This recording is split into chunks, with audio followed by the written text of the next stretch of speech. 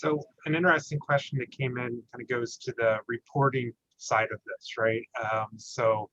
Looking at these different measures that we've talked about, and the question specifically highlights the recent example of Netflix releasing their inclusion report and kind of asking, is this kind of a step in the right direction? Are we likely to see more companies kind of being more transparent about sharing their D&I analytics data, broadly?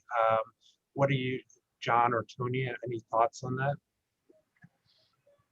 Sure, I can get us started. I mean, I appreciate the intent of it. I think that the details and the interpretation of some of that is where things get a bit tricky.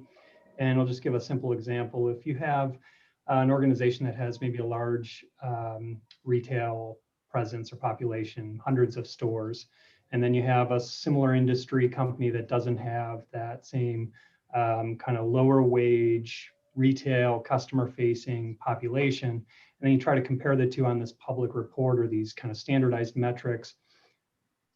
On the surface, the interpretations might make sense, right? This group seems to be doing much better than this group. The details of it, though, when you think about, and Tony alluded to this, different job groups and different geographic regions, different everything for companies, right? It invites this kind of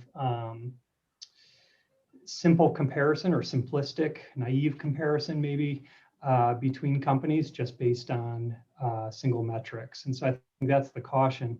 But the intent to me is great. And I like the idea of inclusion metrics, maybe more so than demographic representation, because there you might have a little bit more standardization and be able to say, look, our employees feel welcome here. We ask the same questions in this company, a little bit less so, right? You still have those same interpretational issues, but it would seem like that would make a little bit more sense in terms of trying to publicly share how you're doing in those areas. Not to say demographic, sharing demographic representation isn't also potentially helpful, but I just think it's a trickier area.